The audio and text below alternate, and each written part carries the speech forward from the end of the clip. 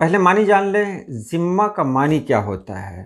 तो ज़िम्मा का मानी होता है जवाबदेही, यानी जवाबदेह होने की कैफ़ियत, ज़िम्मेदारी, ज़मानत, कफ़ालत, वाजिब होना, ज़ात पर लाज़िम आना, अमानत वग़ैरह वग़ैरह। अस्सलामु अलैकुम। सभी की अपनी अपनी ज़िम्मेवारी होती है या सभी की अपनी अपनी ज़िम्मेदारी होती है। वो इंसान ज़िम्मेदार है, वो इंसान ज़िम्मेवार है। ज़िम्मेवार या ज़िम्मेदार दुरुस्त क्या है और क्यों दुरुस्त है? आज की वीडियो में मैं आपको यही बताने जा रहा हूँ। तो चलिए वीडियो शुरू करते हैं।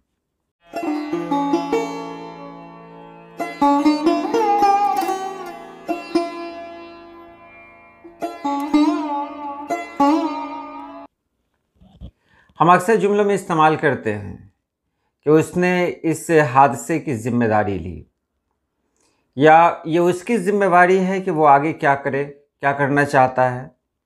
अब सवाल आता है कि ज़िम्मेवारी सही है या ज़िम्मेदारी सही है। तो मैं पहले यहाँ बता दूँ कि हिंदी ज़बान में ज़िम्मेवारी आम तौर पर लिखा जाता है, इसमें कहीं से कोई दो शक नहीं है, यानी दो बात नहीं है।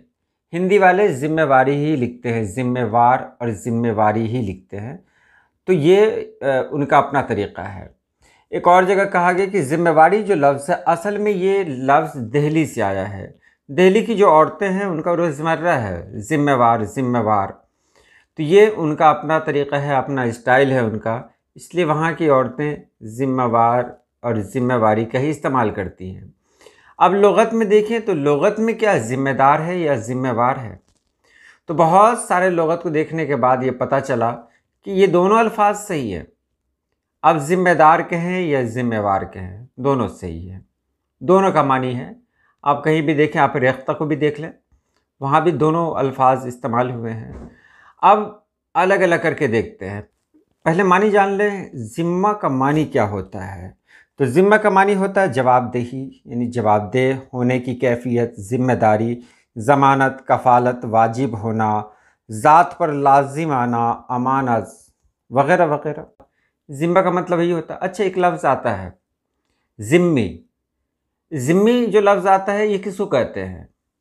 ये जो लफ्ज़ आया है ना, ये उनके लिए आया है जैसे इस्लामी हुकूमत होती है, जहाँ जहाँ के हाकिम इस्लाम को मानने वाले होते हैं, तो वहाँ जो गैर मुस्लिम लोग होते हैं उनको ज़िम्मी कहा जाता है। एक टैक्स लिया जाता है जिसको जज़िया कहा जाता है।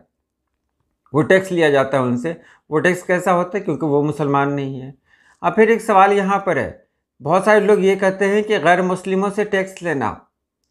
तो आप सुन लें, गैर मुस्लिमों से सिर्फ एक ही टैक्स लिया जाता है जो जज़िया कहलाता है, लेकिन मुसलमानों से कई तरह के टैक्स होते हैं, जैसे ज़कात है, फ़ितरात है और भी बहुत सारे मतलब टैक्स हैं, वो वहाँ लिए जाते हैं। बात हो रही थी ज़िम्मी की। तो ज़िम्मेदारी, ज़िम्मा का मतलब समझ लिया आपने। अब दारी जो लफ्ज़ बना हुआ है वो दाश्तन से बना हुआ है, दाश्तन। अब ज़िम्मेदार, दाश्त माने क्या होता है? रखैल, नाम सुना ही होगा। दाश्तन यानी रखना, यानी ज़िम्मेदार कहेंगे तो जो ज़िम्मेदारी अपने ऊपर लेता हो।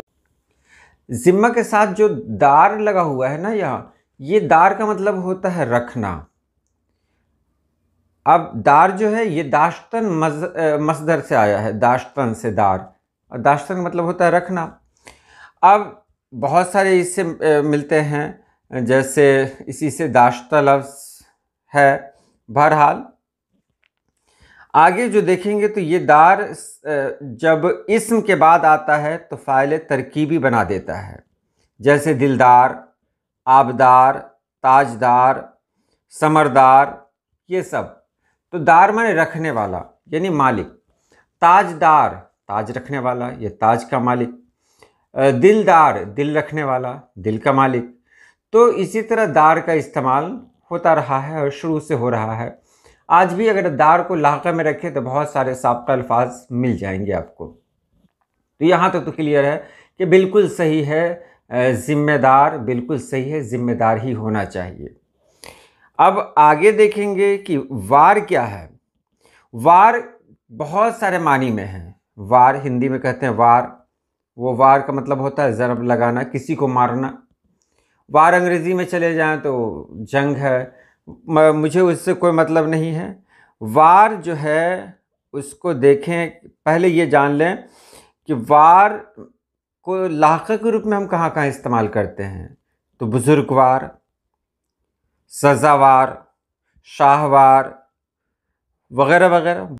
वार का मानी होता है के लायक, जैसे सज़ा, जैसे जो यहाँ पर जो लाक़ा इस्तेमाल कर रहे हैं वार, जैसे आपने कहा मर्दाना वार, परवाना वार, दीवाना वार। तो के लायक, दीवाना वार, वो दीवाना वार दौड़ा, दीवाना जिस तरह दौड़ता है वो दीवाने की के जैसी कैफियत उसकी हो गई थी, तो के लायक हुआ। अब उधर आपने देखा दार, तो दार का मतलब क्या था? दार का मतलब था रखने वाला, जैसे ताजदार, ताज रखने वाला, ज़िम्मेदार, ज़िम्मा रखने वाला या ज़िम्मा लेने वाला। अब यहाँ ज़िम्मेवार कहेंगे तो ज़िम्मेदारी के लायक, मानी वही है। तो अब दोनों का एक ही मानी होता है और कहीं लुग़त में इससे मना भी नहीं किया हुआ है। लेकिन जो हमारे बड़े बुज़ुर्ग हैं वो यही कहते हैं कि हम ज़िम्मेवार लफ्ज़ का इस्तेमाल ना करें, क्योंकि अगर सही से देखा जाए तो ज़िम्मेवार सही नहीं है, ज़िम्मेदार लफ्ज़ सही है। तो ज़िम्मेदार, उर्दू में ज़िम्मेदार या ज़िम्मेदारी लफ्ज़ का इस्तेमाल किया जाए।